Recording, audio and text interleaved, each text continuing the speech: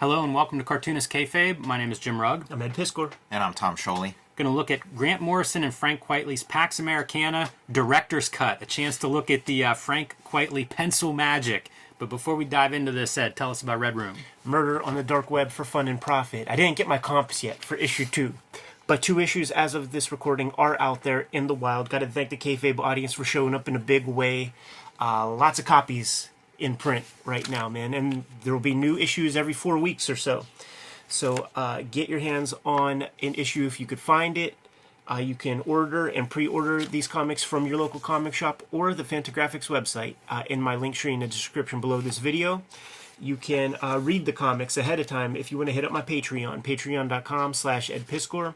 $3 for the archive there. Have well over 100 pages of comics up there. Some more than 5 issues worth of material. What about you, Tom? I did a comic book that's the life story of Jack Kirby. It's called Jack Kirby, The Epic Life of the King of Comics. I also did a graphic novel of one of Jack Kirby's signature projects. It's called Fantastic Four Grand Design. You can see what I'm up to, see the new comics I'm working on right now on my Patreon. Go to patreon.com, search Tom Scholey. And I also do a pop culture YouTube show on the YouTube channel Total Recall Show. You can join me on patreon.com/Jim Rugg, where you can download my out-of-print, hard-to-find zines and mini-comics. You can see original art, how I make the comics I make. And I am promoting Super Mag because I think it's the last book from AdHouse Books, my frequent publisher, that is still in print and available from his website. It's a one-man anthology. It really shows off kind of everything that I do, and both as an illustrator and a cartoonist.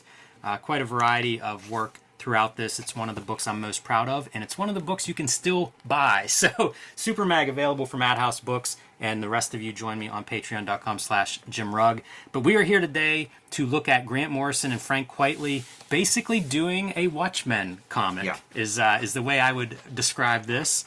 I did not read Multiversity. I guess this is a part of a larger storyline, but this is a self-contained, standalone issue.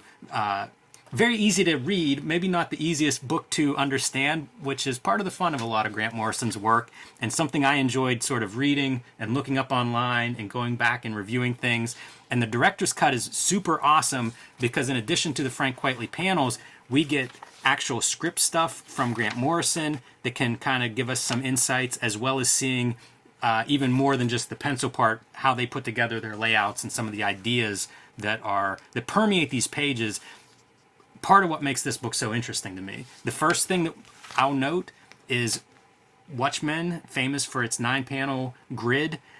We are doing 8 panels as sort of the foundation grid for this issue. And you see what looks like a number 8 on the ring. This is actually an infinity sign. There is a lot going on in this comic, and we'll unpack as much of it as we can.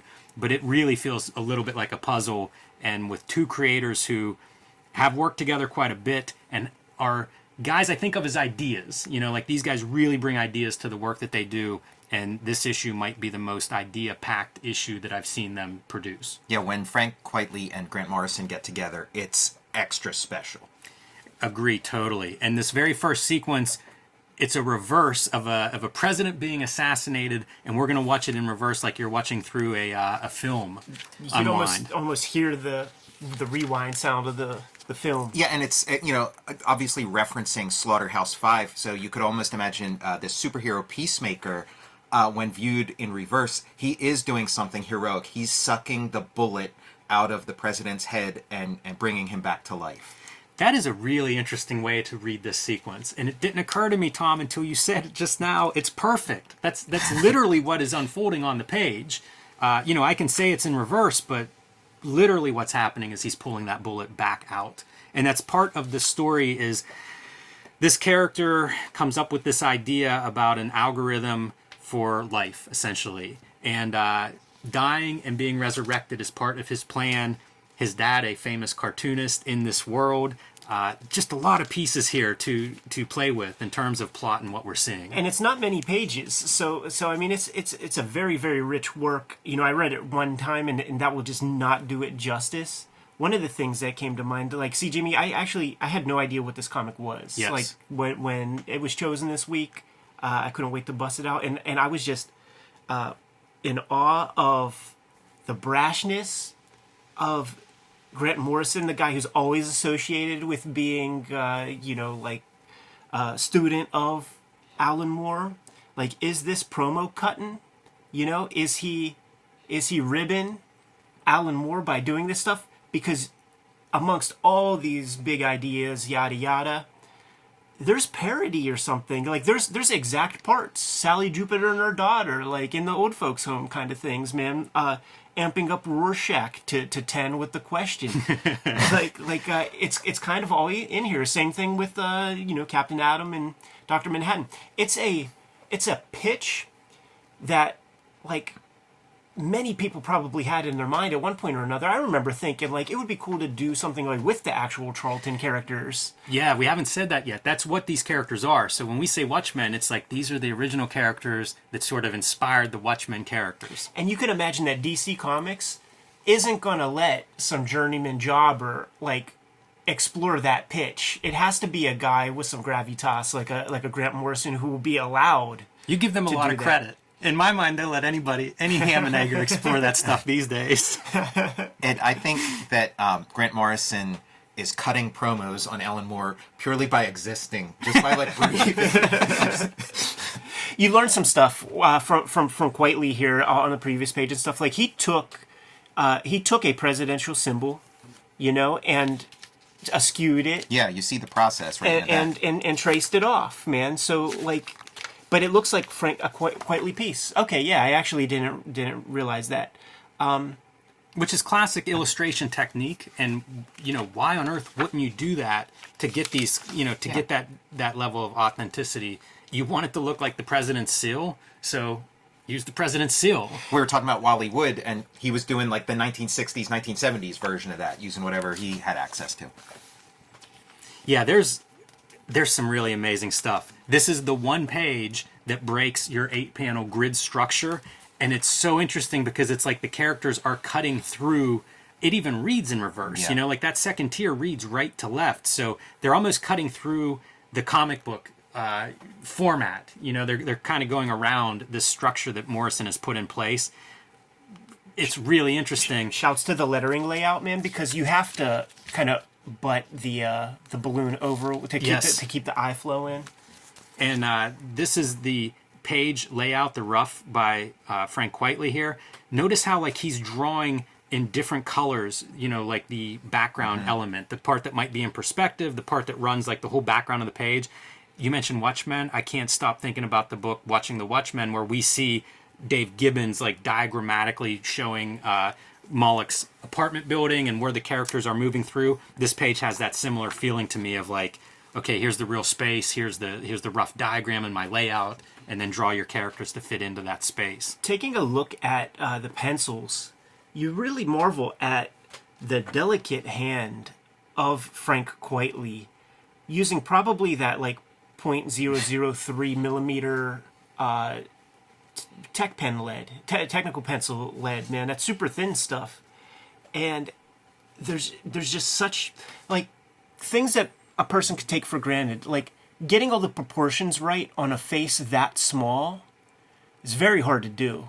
Like you almost have to have one of those magnifying glasses, and it's microsurgery to get that in there, man. You never see people do that.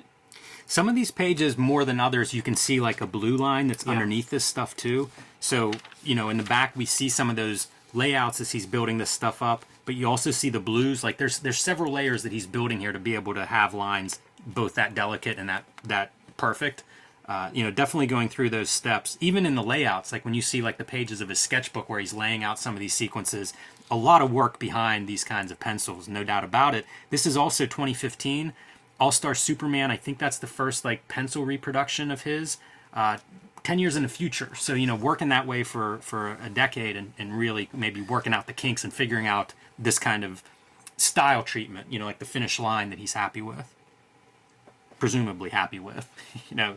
Guys certainly put in enough effort to do what he wants at that stage. And this sequence, this was what they kind of, like before the comic ever came out, this was how they were like teasing it. It was like, okay, I'm going to do Watchmen, but with the Charlton characters. And so you see Night Owl you see Blue Beetle and the Question. You can't help but think Rorschach. And the Blue Beetle goes away, like Right. in my mind while, Yeah. while I read this. Yeah, Stuff. especially in black and white. Yeah. Yeah, that ship is just it's all just the perfect Watchmen analog here. Yeah, you're right. Minus the color, even more so. And so the question is no longer black and white binary. He's not Mr. A or whatever. Now he's got a more complex understanding of the universe that's based on eights. There's 8 different scales in a rainbow. Yes. And each color corresponds to like a different like era in civilization. Yeah, and also like color spectrum, right? Yeah. You can basically pull out those 8 colors, and at one point, question lays out those colors in terms of civilization being different levels of evolution, matching up to these different colors. This is Earth 4 in DC Comics, and the way Morrison explains it, I think in the script in the back here, is this idea of like the vibrations, the frequency, or what separates these different dimensions, and thinking again back to the 8 being the octaves, and having that musical component. There are several sequences like this, and I do get confused how I'm supposed to read them. Yeah. There are a couple of these spreads that seem like they're designed to be read across, and then there are a couple of these spreads that look similar, and clearly they read one page at a time. Is and it it's clear really, that they read one page at a time? I feel like there's another page like this, and it is pretty clear that it's like read this page, then read this page. Not clear looking at it, but when you're reading it, and it's like when you read from here to here, and you go, wait, that doesn't make sense. This one does. But yeah, this is very confusing to me reading wise. I mean, I've read this comic several times. Like I keep coming back to it. It's a puzzle. I'm trying to figure out what it means. I think I know. Okay, this bit, that bit, and I'm still trying to figure it out. And it makes all these references to like a mobius strip, and backwards as well as forwards, and so I try some of these pages. I try to read them backwards and see like what happens there. I haven't had one where it was like, oh wow, it really really sings when you read it backwards. But again, it is a puzzle, and if you like puzzles, this is your comic. Yeah, and there are layers on layers of that puzzling too, because our main character, the president character who's shot on page 1, we see him as a child at the end, but we see him as middle-aged, referring to things that happened in the past that we then see in subsequent pages. So that Mobius strip infinite loop, it's over and over. It's repeated, multiple ways throughout this comic, adding to that puzzle element. This is funny that Captain Atom is even blue. Yeah, in the color version. and he has the Dr. Manhattan symbol on his forehead, not the Captain Atom. If I'm going to have a symbol on my forehead, it's going to be one that I respect. And he's holding a comic. The conceit of this miniseries is you can read each comic as its own thing, but that the other comics are comic books within the universes of the other comics. So in this comic, this is reality, and then all the other issues are comic books in this reality, and the same is true in like all the issues. Oh, that's clever. Yeah, I have not read any of the others. Interesting to me that like there are good artists on those other books, at least the ones that I read about, and yet like even within good artists, quietly sort of recognized as like this next echelon, the one that gets the let's reproduce the pencils, taking it to another level. Yeah, it's like Grant Morrison and Mark Millar are kind of in a competition of like who gets to work with Frank Whiteley, and it's like from Grant Morrison's point of view, it's like, well, I can offer you DC money, but Mark Millar can offer you like a couple $1 million, so I guess you got to go with him. So he's been going with him a lot more lately. This is the mother-daughter, daughter dyeing her hair, doing something the mother doesn't approve of. But as we fade out of this scene, say again, if there's a pattern, I can't see it. She just goes round and around. The view is the same in both directions. Once again, even the drip on this S starts to create that infinite symbol, just going around and around. So you have it both in your text and also in the dialogue, in the art. The theory that I got on this most recent reading was that at the very least, all of the scenes, maybe not all the pages or all of the panels, but all of the scenes in this comic are in reverse chronological order. So if you read each scene, sort of backwards, you'll see, the assassination of Dr. Manhattan or Captain Atom. You'll see, you'll see, but that the story is sort of told in reverse. This is kind of neat, the robotic hand. How much is left to the colorist from, Quitely's design to like the, to the printed finished piece? all the metallic sculpting, it's just all up to the colorist. Which I think is a norm with the way digital coloring works now. I think if you put too much rendering in, then you get into the fight between the line art and the color. This is the reference to the Watchmen issue that has with the assassination attempt on Ozymandias, where it's like symmetrical, and then when you get to those middle 2 pages, like you see the mirror. That's what this is. I love this too for their headquarters. It feels like your sci-fi building, something out of a carefully designed prop as opposed to just a generic building. And something for me to note and apply to my own work is that kind of thing. Like, you're going to have a generic, exterior shot, make it count. Do something interesting with it. And here's where we get our color explanation. Yeah. Interesting to me that the question is blocking a lot of that text. Like, in a way, this is just mumbo jumbo. He's the question, not the answer. Yes. This is Steve Ditko promo cut. Yeah. This is Steve Ditko, Masters of Comic Book Art VHS tape. When Ditko starts going on his soliloquies about objectivism and everybody else is being interviewed properly, it's just verbal diarrhea, gobbledygook that goes nowhere. Jabberwocky talk. I think Morrison's Ditko's giving his sincere philosophy, and so I think even with the winking and the joking, Grant Morrison is giving his sincere philosophy and putting it in the mouth of the question. By the way, at least what he was interested in, this week. Yeah, exactly. Yeah. I'm sorry, Ed. I stepped over. Just the brutality of this piece right here, man. Just. Yeah, and that was like a signature of Watchmen, is Rorschach's interrogations and how brutal they were, and it was like, I'm gonna break off your pinky, and how intimate and horrible that is. And then this, it's like, I'm gonna drop some sort of architectural thing on you. By the way, the giant SS is what I'm dropping on you. What's breaking your spine here? The Gestapo tactics of the question. Shooting his own possible Red Room video here, Ed, as that flame's about to go up. And I just love it. I don't save the bad guys. Pretty iconic. Which was like a Mr. A thing. This is neat to me. So I guess this is maybe one of the president's aides, and the idea is these top agents are going to be dressed like superheroes. This is the new Homeland Security. Makes me think of stuff like whenever Youngblood was government-sanctioned superhero team, but also celebrities.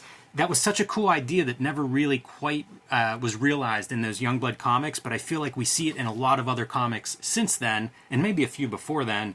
But this is a pretty fun manifestation of that concept, I think. Yeah, it's Morrison taking that Minuteman sequence from the photo shoot, everybody sitting around, and doing a little something with it, and then it gives you that opportunity to plug in your analogs to the Watchmen characters, and then I guess I didn't think about it that much that Peacemaker was comedian until I checked this comic out.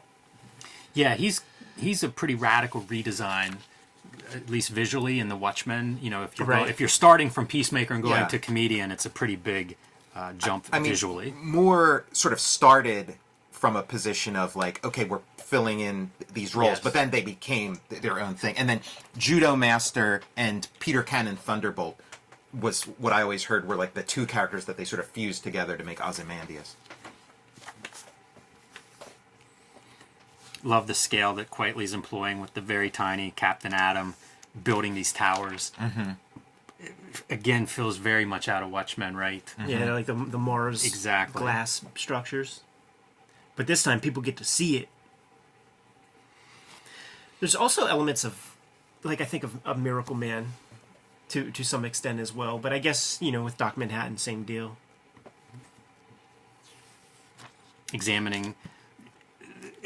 You can't talk about this without referencing Watchmen again and again. Yeah. But that idea of on an atomic level, it's the same whether he's dead or alive. Let's look at the inside. Yeah, and also, one of the key scenes in Watchmen is splitting a dog's head open. And here he is just taking a dog apart. Also, the sort of nervous system of Doc Manhattan stitching himself back together. Yeah, it's this comic is Grant Morrison's essay on Watchmen. And what there's no better way to critique something than critiquing it in its own medium. Hey Ed, let's flip up this color. I think it's really interesting how Quitely has figured out to work with a colorist. So if you look at these backgrounds of like this forest and this park, it's almost indecipherable in pencil. It's light, there's not much there. It could be an impressionist drawing or something. But then when you see what the colorist pulls out of that, it's kind of a really good build between line art and color. And the way, comics are colored today, it's almost like he's figured out like how much space do you need for the colorist or what works really well with the colorist, because the results between drawing and finished color piece are so dramatically different. I don't know how much he anticipates or works with that colorist, but it does feel like part of this style is figuring out that balance between today's color system and what line art flatters that. And I mean, look, I did pencil art in a lot of those Image Street Angel books for that reason. Yeah. And I think, Tom, we've talked about it. Some of your Yeah. reason for doing pencil is it helps bridge between line art and color Yeah. with the way color is reproduced now. It marries them together in a more harmonious way, in my opinion. Yeah, this feels like you're just giving it to the colorist and it's like, all right, paint the background. A couple of tree trunks, but mostly like, go do your piece. And we saw in the back of the book his like layouts and stuff, which are like sort of color coded and stuff. So I'm sure he sends that information to the colorist too, as like, okay, here's how you know what this little squiggle is in the background. This is amazing. This is my favorite page of probably a lot of people's favorite page of the story. It's so impressive to me, and I did not catch it on reading it, but I did notice the dragonfly stands out in the reflection of this bridge in the water, where it's like, why didn't he color the shadow around the dragonfly? Like, that would be a little bit more realistic. But the reason is there is a bird that is swooping through here and catching and eating the dragonfly in the last panel that makes the figure 8, that makes, the path of the bird is what completes the infinite symbol of this composition.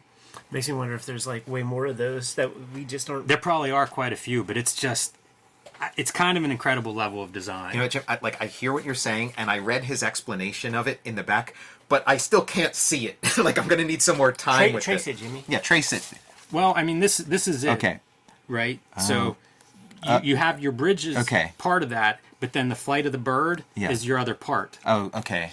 So the bird's doing what, like that? Yes. Okay, yeah.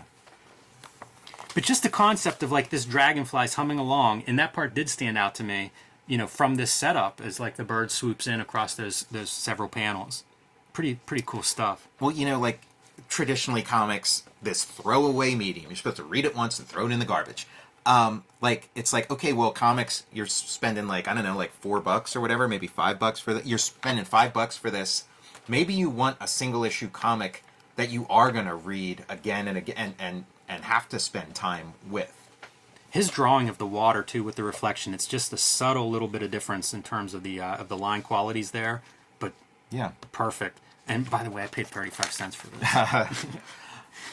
I mean, I think this might be Quitely's like last thing that he did for DC. I don't know that he's done another DC thing since this. It could be. Yeah, it could be. This was a newer book. I didn't realize it was 2015 whenever I started digging into it. I love this sequence of like Peacemaker coming in, the president, they're terrorists closing in on the president, and he's like jumping the fence and doing this action sequence. And the bars in front of the White House echo the panel borders. And it's George W. Bush is the president here. So it's like, up until that point, I was like, oh, we're just in La La Land. We're just in some other dimension where they probably have like, Prez from the Prez comic as the president. But it's like, oh no, this is supposed to be like our universe with like a slight wrinkle to it. Yeah, it's incredible, the choreography of Peacemaker coming through these guys.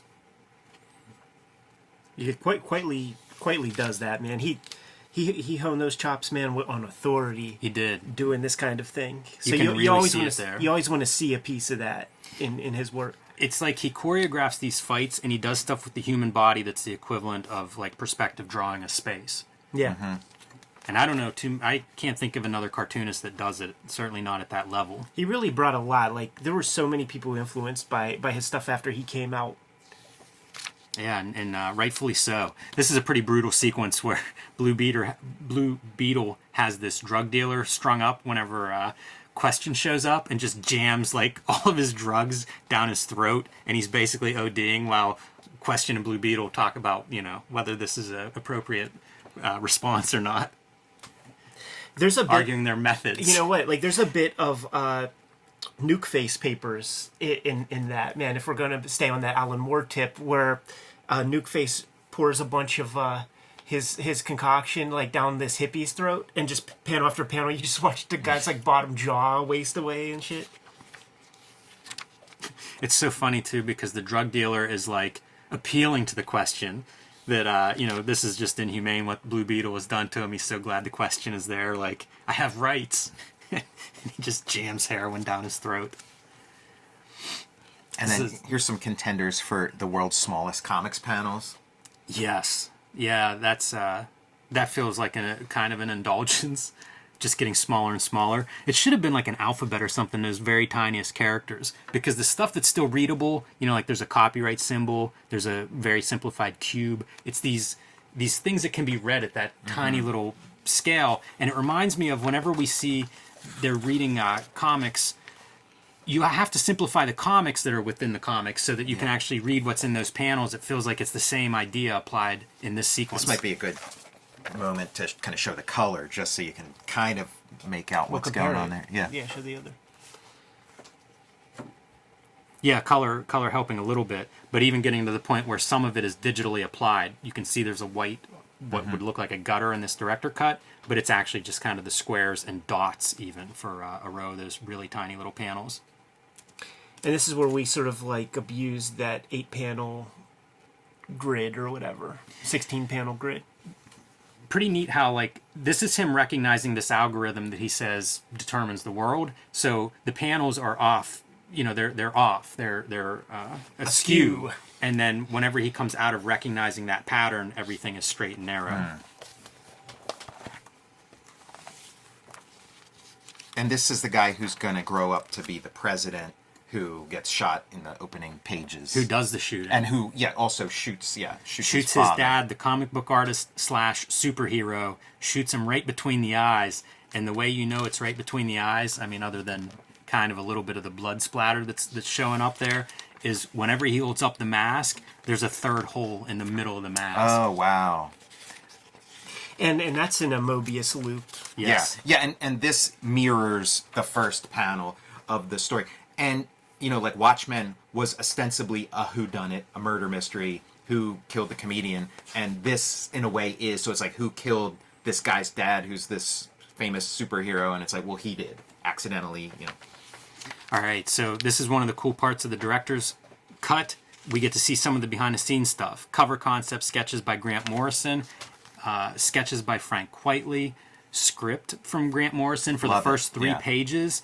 And a lot of the kind of layout and ideas spelled out there for, I guess, the benefit of Grant Morrison, or in this case, for the benefit of us reading this at home. But I love seeing the layouts. This is in that video that you see of Frank Quitely doing like those really microscopic, tiny little page roughs, almost indecipherable, but working out his compositions. That looks like a very tiny sketchbook. Mm-hmm. It's kind of cool. Yeah, he would work on like the margins of the scripts and stuff as well. So like I said, just looking at his pages, the guy is very comfortable drawing microscopically. Mm-hmm. I love this stuff. I do a lot of my layouts. Currently, I'm doing them on my iPad, and usually I just do them in one color, but it's really neat to think, like, organize yourself, have your layer that are the panel borders, nice and clean on their own layer, their own color. Certainly if you're using that kind of grid thing, like have that set up so that, like, you can guarantee that all the pages, because, like, back in the day when you're like have to spend maybe 15 minutes of your day measuring out the borders and junk like that, like, we don't have to make work harder for ourselves anymore. You talked about in previous... Grant Morrison thumbnails. I think it's noteworthy just because a lot of these drawings are Quitely, but that's part of what he's turning into. I've seen some Grant Morrison finished art, and I mean, he could have easily become like a cartoonist, and had sort of like a Starlin style, and who knows what that would have developed into. And we've talked about like style agnostic, where it's interesting seeing these layouts because, I mean, you see Frank Quitely's style, but it's just kind of like nuts and bolts draw. It's not like his full 100% style. It's just like, here's me laying down some lines to communicate. More of the Grant Morrison layouts, in this case, Yeah. almost just words. This is that complex 2-page spread that we were talking about. Do you read this page and then this page, or read across? And maybe this color coding is a clue that, okay, that you read this, that you read all the reds together, you read the blues together. I don't know. Like these guys have to make sense of it. It's a confusing enough story for us, but these guys, as they're making it, have to make sense of it. And I think this is your margin on the edge of a script. You can see a little bit of words there. And if that's the case, man, those are small sketches. Very tiny. So this was a cool book. I had no idea that this director's cut existed. And and here's where you can see kind of that trajectory idea, you know, like the dragonfly trajectory. Okay, so I've seen it more here. This is your dragonfly, and this is your bird coming across. Yeah.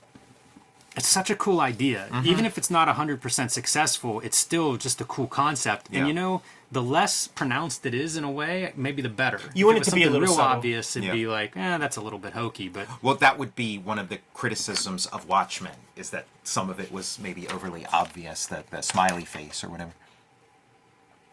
And I mean, this is your complete, you know, basically from very rough Grant Morrison layouts all the way through, adding pieces of reference as you go along and put together what that finished piece is to get you, I guess, from here to like a light box probably, or possibly a blue line printout and work over top of that. That's what it looks like on most of the pages. You see like a 15% cyan or something. Yeah. So, Pax Americana, kind of a Lost Watchmen chapter, or a follow-up, or a commentary on, or critique, whatever you want to take it as, but a very fun book to spend some time looking at. Highly controversial. Kayfabers, like, follow, subscribe to the YouTube channel, hit the bell, will notify you when new vids are available. Jimmy, what's out there? Join me on patreon.com/JimRugg, where you can find my out-of-print, hard-to-find mini-comics and zines. You can see a lot of my original art process, how I make Street Angel, and all the other comics that I make on patreon.com/JimRugg. Tom. Read Jack Kirby, The Epic Life of the King of Comics. Check out my Patreon. Just search Tom Scholey on patreon.com. And my YouTube channel, Total Recall Show. Red Room Comics are in the wild. 2 issues as we speak, with another one on the way. Murder on the Dark Web for fun and profit. Get them at your local comic shop. Order them through the Fantagraphics website. Pre-order them through your shop or the Fanta website. If you want to read the comics right now, go to my Patreon, patreon.com/EdPiscor. $3 get you the archive there. I have over 100 pages worth of stuff and put up new strips every Tuesday. Subscribe to the Cartoonist Kayfabe e-newsletter at the links below this video. You can also find Cartoonist Kayfabe t-shirts and merchandise at the links below this video. Jimmy, give me one last set of merchant orders, man. We're going to be on our way. Read more comics.